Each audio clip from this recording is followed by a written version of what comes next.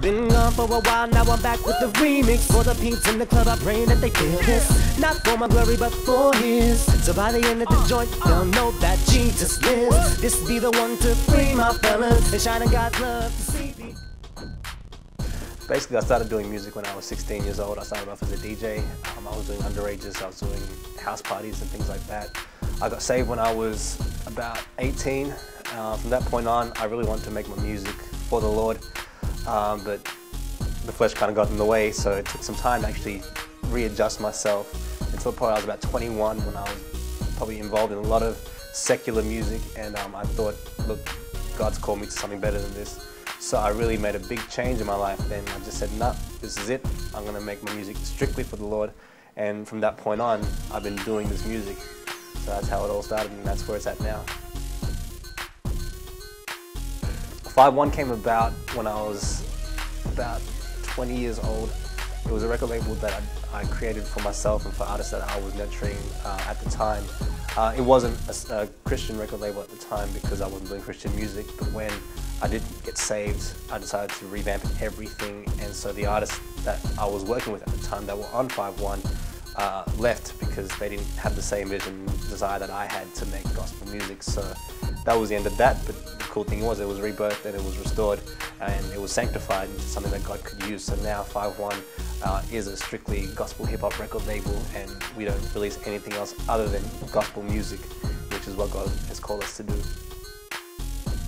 You can see me. I really see God taking what we have at the moment, which is our gospel hip-hop music, and I just see just nothing but growth.